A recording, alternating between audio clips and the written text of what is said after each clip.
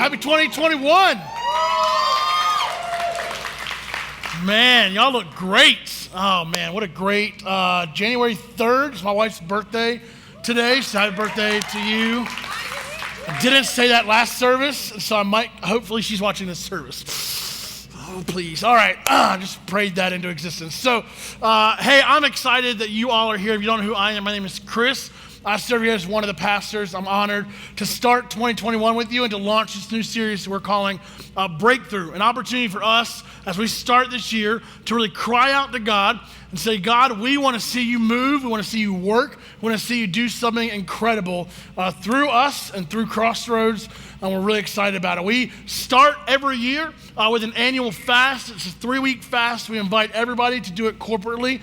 So if you started on January 1st, that is awesome. We're excited that you're here. If you're not started yet, I'm going to challenge you to start today and talk to you a little bit about what fasting is and why it matters. And so it's a really awesome, fun opportunity to kind of suffer together. Maybe that's the best way to word that. Suffer together in the Lord. So I'm really excited about that. We just got back from Orlando down there. We did not go to Disney. We were told it was best to not go, like your kid's first experience, and you got to wear masks and stuff like that. So we're going to let Mickey get vaccinated, and then we'll take the kids down there at some point to see that. We went to SeaWorld, and so if you're judging me for going to SeaWorld, that's fine. If you love SeaWorld, that's great. Either way, this is irrelevant. I'm not pushing one way or the other. I'm just saying where we went. And so we went to SeaWorld. We went and saw all the shows, which was a lot of fun and cool what the animals of this world can do. And then we rode all the coasters, which is really what the kids wanted to do. But really, like on Tuesday, things kind of took a turn, and it got kind of weird. So my wife and my 2 kids and I all went, and we were going through the park. And my wife, like halfway through the day, was like, hey, I don't have my phone. It's fine. Like I just left it in the room. I was like, well, we're not separating from one another, so it's fine. Like we'll just be together. And we won't be distracted with our phones today. It'd be great. And so I was, whatever. We're just walking through the park, having a good day. Well, we had to check in. We had one of those behind the scenes kind of like experiences or whatever. So you had to go check in at this thing called the Sky Tower. And so I told her, I was like, let's head that way. Let's go check in. Let's get our stuff ready. And let's go see some cool animals behind the scenes. Like it was going to be super fun. So you got to understand, like the next part of this story takes place from about this pole to that pole. All right? That's imperative to what's about to happen.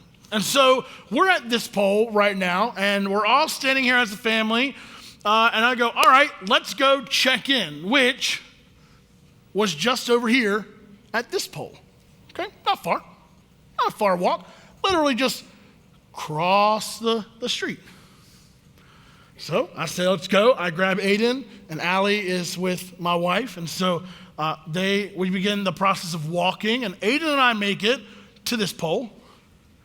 Aiden turns around, he's like, where's Mommy and Allie? I was like, they're right behind us. They weren't. So I turn around, and I'm like, okay, all right, it's fine. Just a massive park, so I don't have a cell phone. I can't do anything. So I'm turning around. I'm like, it's fine. They're still at this pole. We're fine, guys. So we walk back out to this pole where we were standing. No, they're not there either.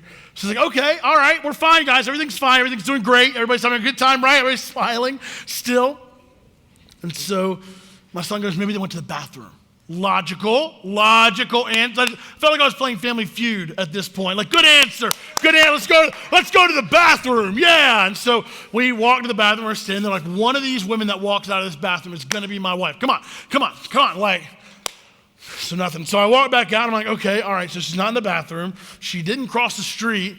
And I don't know where she is. And I got to understand, if you've never met my wife before, my wife has bright red hair. She kind of stands out in the crowd. Like you can kind of ping, like it's easy. I'll just walk back out and I'll look, and there's no redheads. It's just brunettes and blondes everywhere. And I'm like, okay. All right. So like my anxiety is starting to kind of build inside of me a little bit because my wife and my daughter are both gone at this point. And so I'm like, okay, all right. So what should I do? And I get to this point in my life where I go, let's go back to where we were supposed to go, because she knows, right, where we were going to end up. So maybe she just went there. So I walk back to the other pole, and I'm like, she's going to be here. It's going to be great. We're going to laugh this whole thing off. So she wasn't there. And so now Aiden and I are kind of like, all right, no more good answers. Now we're kind of like, where's mommy? So if you guys see her, no, I'm just kidding. No, that'd be a terrible way to end the story. Lord. Oh, man. I don't know. That wasn't in my notes. All right, I'm sorry. So I'm still at the pole, still waiting for my wife to just magically show up. And I'm going through that checklist, right? Because I'm a doomsdayer. I'm like, all right, well, we got to call the cops. We got to shut down the whole park. Maybe I just walk out there and yell, bomb! And watch everybody drop and then be like, where's the redhead? All right. I've done that part before. It doesn't work out. It's a bad story. You end up getting arrested. But I sit there and I'm like, what are we going to do? Y'all, like, I'm looking at Aiden. I'm like, but I don't know what's happening. I know where mommy is. And so no way to contact her, no way to do nothing. So I'm like, all right. Like, Aiden, we're just going to sit here and we're going to ask God to show us where mommy is, because I don't know at this point. I've done everything I know to do. So I go, Lord, it'd be really awesome. My wife and daughter would just walk out right now. That'd be really, really cool if you could just kind of bring my wife back. And we turn around, and out of like an employee entrance, still not 100% sure how she got here, her and my daughter walk out just like nothing had ever happened. Like, hey. I'm sorry. I'm like, so I grabbed them. I'm like, oh, you're okay. I'm so happy. I'm crying. I'm fine, guys. I'm crying. I'm like, you're not gone. You didn't get taken. Oh, this is great. In that moment of utter and sheer breakdown, I recognized something really important. One, the reason why they separated from us was because my daughter saw the jewelry store, and she wanted to go look at that. And so they walked that way and didn't say anything to us. And so they were there the whole time, apparently. They did buy jewelry too, which was fun. Took them a while. Anyways, two, I recognized something really important. I had done everything that I could possibly do to create a moment of opportunity for this to happen. For her to be found, for me to locate. I've done everything in my power. Everything that I could possibly think of. And it wasn't until I relinquished that control that I saw breakthrough. It wasn't until I said, you know what? I've tried everything I could do on my own. I've done everything I can think to do outside of shutting down this park and calling the police. I don't know where else to go. And isn't it ironic that oftentimes we wait until that very moment to cry out to the one who already knows where she was the whole time?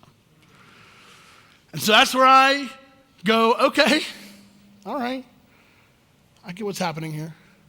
We are in this season where we're all going, 2021 is going to be different. We're not going to be the same in 2021. We can't be the same in 2021. And unfortunately, what tends to happen is we get into a new year and we make, and I've seen it all over Facebook. I don't ever post these things on Facebook, but like, here's my goal list. Here's what I'm going to do. I just want you to do that every month, every week, and tell me how many of those you're still accomplishing on your own strength, on your own power. Like, I'm going to eat better until I'm hungry, and then I'm going to Chick-fil-A. Like, all right, nailed it. Right? I'm not judging Chick-fil-A. The calories don't count there. It's God's food. Okay? So that one's fine. It's okay. Right? But I see us more often than not as we walk into a new year say, what can I do? What are my goals? What can I accomplish? Y'all see the problem, right? I don't have to lay this out too heavy. It's not about you. Instead, the reason why we start the year off the way we do is to go, God, what can you do? How can you change me? What would you have me accomplish this year?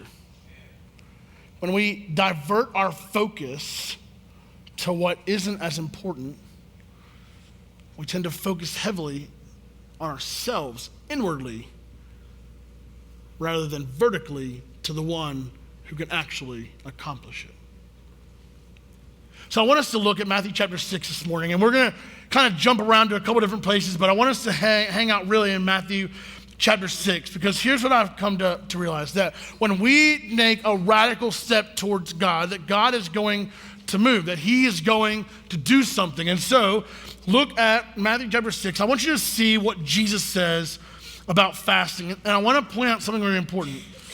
If you're equally struggling with how do I pray, Jesus addresses this just a few verses earlier.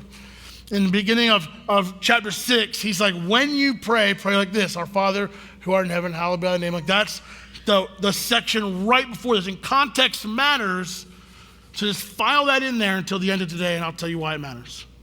So Matthew chapter 6. Jesus says this. He says, and when you fast, don't make it obvious as the hypocrites do, for they try to look miserable and disheveled, so people will admire them for their fasting. I tell you the truth, that is the only reward they will ever get. But when you fast, comb your hair, wash your face, and then no one will notice that you are fasting, except your Father who knows what you are doing in private. And your Father who sees everything will reward you. So let's kind of break down a couple of things of what's happening here. One, Jesus doesn't have an if clause, he has a when clause. He doesn't say if you happen to, if you get around to it, if you think about it. He says when you fast in verse 16. When you fast, fast like this. There's an assumption that we are going to do it. He says when you fast, don't make it obvious, don't look miserable, don't look disheveled, comb your hair and look good. Why? Because nobody else should know what's happening in your world, only the Father should. You see, when he says, don't make it obvious, he's in essence saying this: don't post on like Instagram, like, look at me, day 3 of the fast, oh, I'm so miserable. But Jesus is so great, amen, hashtag 2021. No, he's saying like, get up, do your hair if you've got it, all right? Clean your face, take a shower, get dressed, do your thing, look the part. Because at the end of the day, if people around you are going, wow, look at that guy. Boy, he's really fasting. I can see it in him. Whew, he looks like he's fasting. That's your reward. That Jesus says, if people are noticing, that is your reward for fasting. Well done, high five, you got a like on Facebook, that's all you got. Or your reward can come from the Father.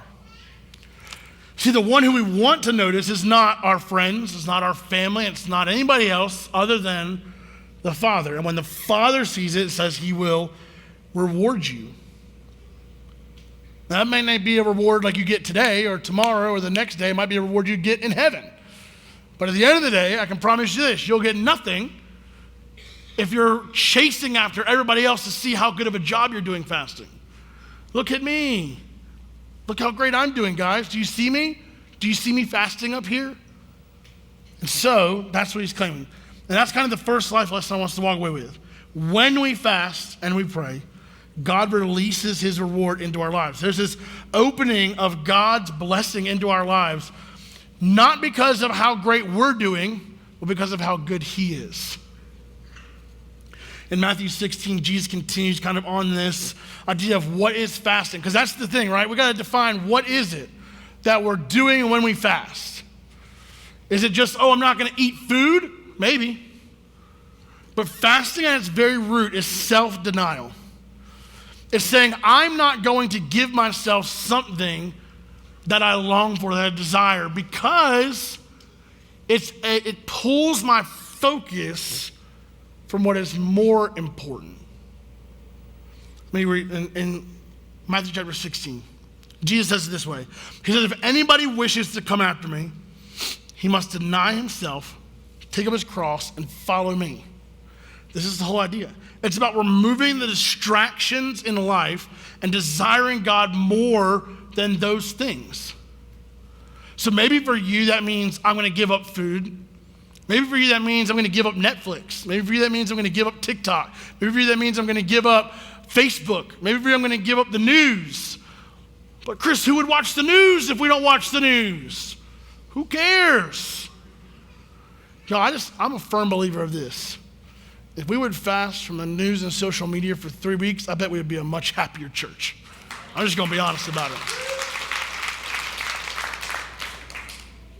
So, the self-denial is not a forced thing. It's a manifestation of true followers of Christ. It's this desire to say, you, Jesus, are more important, are more valuable, are more worthy of my attention and my time than anything else. And so, the question I have to ask is, do we have that heart or not? And I love the way Joel in the Old Testament, Joel says it this way. He's speaking on behalf of God, right? He's a prophet. And he says this, yet even now declares the Lord, return to me with all of your heart and with fasting and weeping and mourning, and rend your heart and not your garments. Now return to the Lord your God. See, look what he says. Return to me with all of your heart. Rend your heart. The heart is the issue. The action of fasting is great. And it's something that can be a very monumental and game-changing thing in your relationship with Jesus. But if you don't have a relationship with Jesus, you're just giving something up. It's not fasting. You're not fasting if you're just like, well, I don't really like Jesus, but I'm going to give up this food to be like everybody else. Just move on. Like, who cares? The issue at the table is not the action of fasting, it's the heart within it. If your heart is not turning towards God, then your action of fasting is worthless. The whole purpose is to shift your focus away from the things that are distracting you from your relationship with Jesus and turning your focus back on the one that matters. That's what it's all about. I'll give you an example. When I was in student ministry, I used to take students paintballing all the time. And if you've never been paintballing before, it's fantastic. You should go do it. But here's what happened. I took a bunch of students out, and we were out playing on the field one day, and we were playing capture the flag. So I was back playing defense on this particular game. There's 4 of us in a semicircle. And so I'm standing there, and I've got my gun up, ready to shoot whoever comes and tries to take our flag. That's my job. Like, I just cover my quarter of the field, and he covers his quarter, he covers his quarter, he covers his quarter. Assuming that we all do our jobs correctly, we're fine. We've got each other's backs. And so I'm sitting there with my gun, and I feel my leg vibrate, right? I have my phone in my pocket. And so I learned a lesson in this moment. Don't take your phone to the paintball. Anyways, so I reached down to turn my phone off, like to grab it and make sure it's not important. And I felt like maybe this person was the one who sent me the text, because in a matter of seconds, I feel this pop right here on the old neck bone. And listen, I don't know if you've ever been shot in the neck before with a paintball. I don't know if you've ever been shot in the neck before at all. I've been shot in the neck twice. Once with a BB gun right here, and once with a paintball right here. The BB gun kind of felt like somebody flicked you, and you're like, oh, that kind of hurt. The paintball felt like somebody was stabbing my soul out of my body. And it hit my neck. And y'all, I'm telling you, I had students all around, right? It was a student who shot me in the neck. And I'm sitting there, and you can't be a baby about it. You're a grown man against a bunch of high schoolers, right? So that paintball hits me. I'm like, he goes, got me out. But inside, I'm like, oh, God. Oh, I can still feel. I might still be in there. I don't know. Y'all, I was bleeding. It was a rough day at the office. But I learned something, right? Don't divert your focus from the task. I had a task that was given to me. Instead of staying focused on where I was supposed to be, I opened a foothold for the enemy to attack. And at the moment where I shifted focus on the wrong thing, he struck. Y'all, it doesn't take much for the enemy to gain a foothold against us. If we keep our focus, don't allow the distractions around us, that's what fasting does. It brings our eyes back to the one who matters and says, I'm sorry that my eyes diverted. I'm back on you. My bad. Let's do this thing right. That's what it's all about. You don't have to get shot in the neck now. And I think sometimes we kind of get to the point where we think that fasting is only for like the spiritually like higher ups in this world. Like, oh, it's only for the elite spiritual people. That's who fasting is for. It's for the ones who are like the best of the best, you know? And I just want to be honest with you. Jesus doesn't say when the best fast. He says when you fast.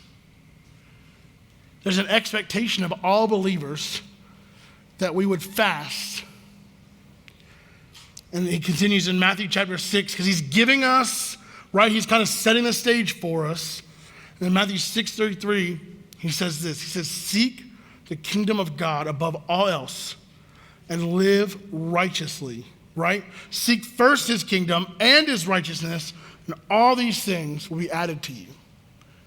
All that I've talked about, the rewards that I've spoken about, those will all be added to you when you turn your focus to the one who matters most.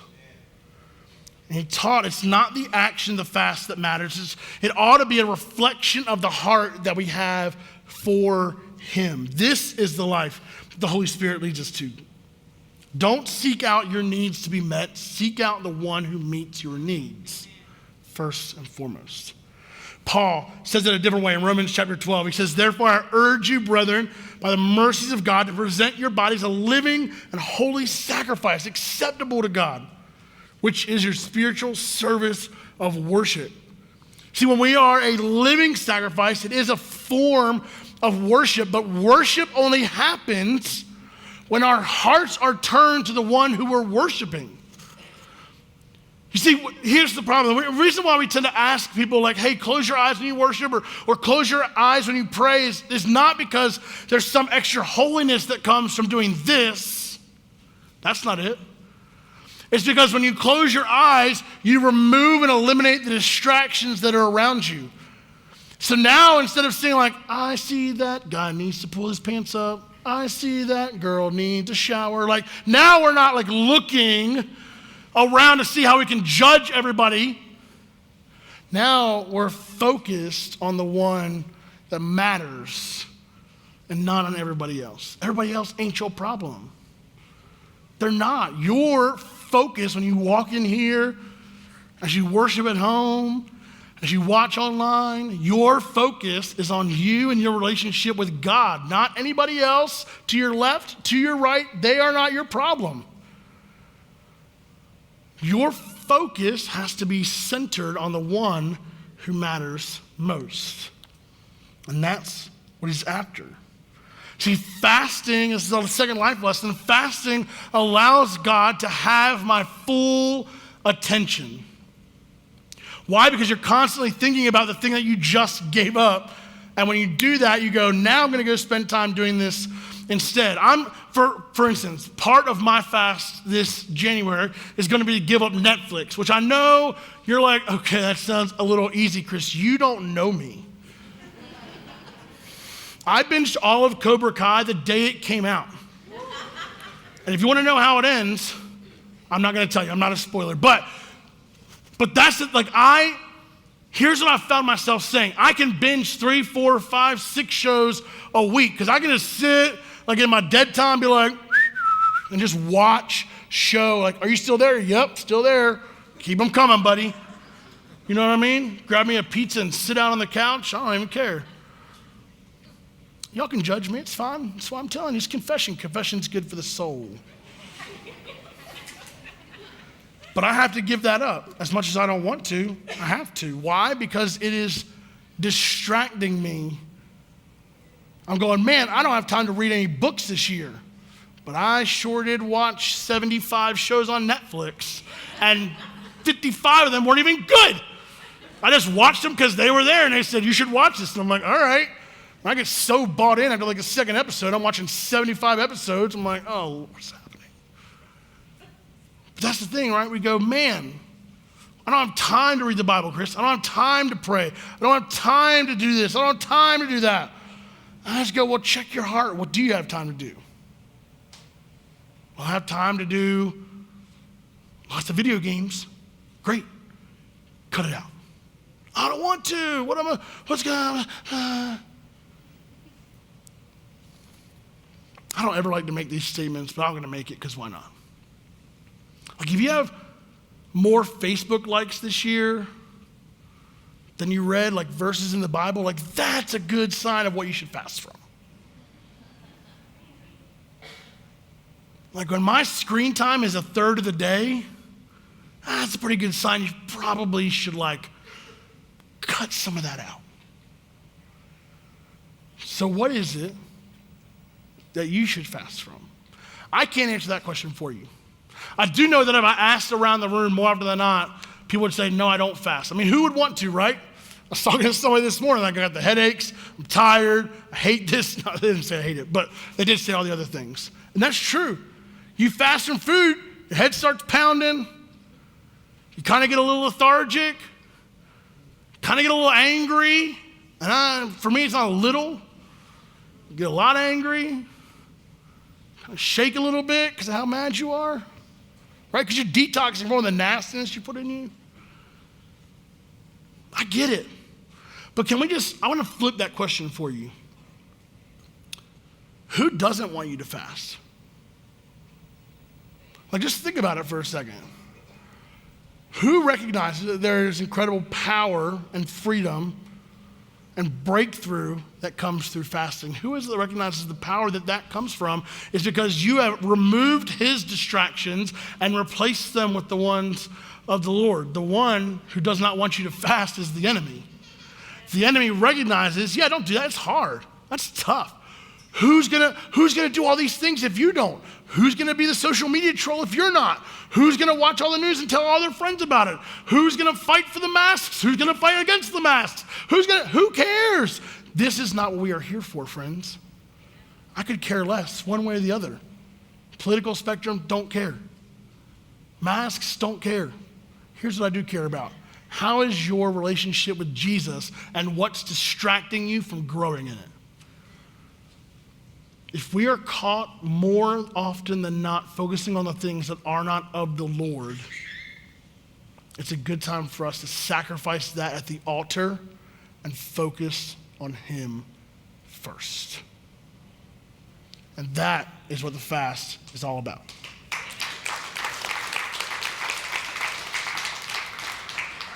I want to close out by reading this passage in John, because one thing I told you to lock into your brain was this, that fasting is not ever alone in Scripture. Fasting often is tagged alongside something else. Fasting and prayer. Matthew chapter 6. When you pray, when you fast, those things are coupled together. Why? Because when you fast, you should be praying. God, I can't get through this alone. I need you to help me. It drives your relationship with him. How do you build a relationship? You talk to people, right? You share. You share your anger, you share your frustrations, you share your hunger, you share your needs. God, you know everything. The reason why they tag fasting and pray together is because God knows you're going to need to talk to somebody about it, and he'd rather it be him than anybody else. And he's inviting in this powerful experience. But this is what John says, and I love this. Jesus says in John chapter 15, I am the vine and you are the branches, and he who abides in me and I in him, he bears much fruit. But here you go, ready? For apart from me, you can do nothing. Apart from me, you can do nothing. It's too hard. I'm too busy. There's too much going on. There's too much happening. I don't have the time. I don't have the energy. I don't have the willpower. I don't have any mercy for you in that, because it is not about you. Your time and all of that is connected to the Father. all of your don'ts, wants, and excuses lay by the wayside and say, God, I don't want to be apart from you. I don't want my relationship with you to suffer. I don't want to go through 2021 in the same spiritual rut that I went through the end of 2020 with. I need fresh life. I need fresh spirit. I need fresh hope. I need fresh eyes. I need a breakthrough. And at the end of the day, that comes from you on your knees before the Father going, I don't want to do it, but I'm going to do it. I'm going to sacrifice. I'm going to give it up. I'm going to fast. I'm going to lay it all out. Why? Because you're worth it. Because you're worth it. So what about you? What are you going to do? Maybe you already started fasting, and to those of you that I have started on January 1st with us, well done. Keep going. This is day 3. It's one of the hardest days. Keep pressing forward. Maybe for you, today is the day you start.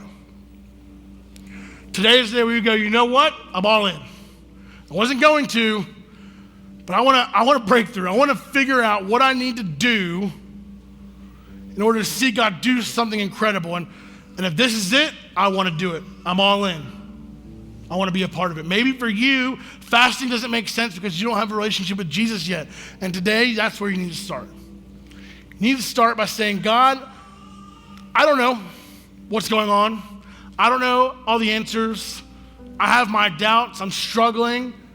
But at the end of the day, I know that you are speaking directly to me this morning. And I need to give it up. I need to stop fighting. And I need to lean in to what you are trying to tell me.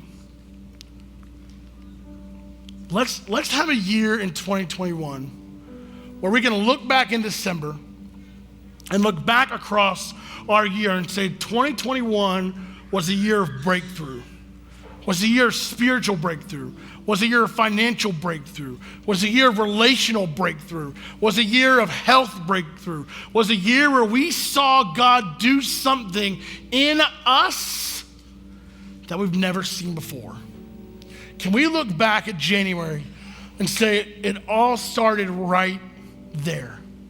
When I was willing to lay it down, I was willing to count the cost and say, it's worth it. It's worth it because he's worth it. It's worth it because the sacrifice that he made was far greater than the sacrifice that we will have to make.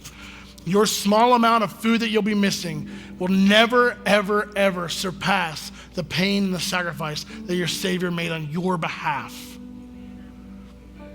And so today, what is it for you? What are you being called to sacrifice? And I love the way that our pastor has been telling our staff over the last 2 weeks, if it's easy, it's not right. You're like, oh, I'll just give this up. I totally won't miss that. That's not fasting. Fasting is difficult. It gives up something that you deeply love to replace it with something that you love more. So the bottom line is this, that when I take radical steps towards God, God will bring a radical breakthrough. But we have to decide, what is it that's holding us back? What is it that's distracting us? Where do we need to put our blinders back on so that we can have a year of breakthrough? So I don't know where you are this morning. I don't know what you're struggling with. I don't know what you're hurting with. I don't know what you need to give up this morning, but I do want to give us an opportunity to do that. So maybe this morning that means you need to come down here and you need to pray and go, God, I need you to help me because I don't want to do this. Maybe you're 3 days in right now and you're like, God, I don't want to keep going with this. And you just need to spend time going, God, I bring it to you. I lay it all down because I want to see you do something incredible in my life and in my circle. And I want it to start now. Whatever it is for you, maybe you need to start by saying, God, I don't really know where to start, but you do. And I want you. I don't know where you are this morning, but here's what I do know. That God is here, that his Spirit is present, and at the end of all of it, he's ready to receive you and walk with you through the journey. Will you pray with me?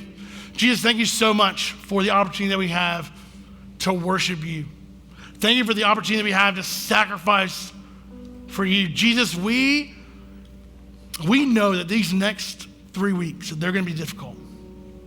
As many in our church go through this fast, as many for the first time maybe go through, God, and they don't know what to do. They don't know how to get through it. I pray, God, they would rally around the community around them. That, God, you would begin to see something incredible happen here in Douglasville because we were faithful to give up the things that we held on so tightly to. God, I don't know what it is in this room, but I know that there are people that are holding on to things. I pray, God, that you would break chains this morning. I pray, God, that you would release bondage this morning, God, whether it's addictions in this house this morning, God, whether it's a relationship that's on the rocks today, God, I don't know what it is in the room. I just know, God, that you are at work in people's lives right now. And I pray, Jesus, that you would work in a mighty way. Bring your spirit of freedom, of liberty, of grace, of peace. And God, may we walk out of here changed this morning. God, we love you. And we're thankful for you. We pray, God, that you would move in a mighty way. And it's in your name that we pray. Amen.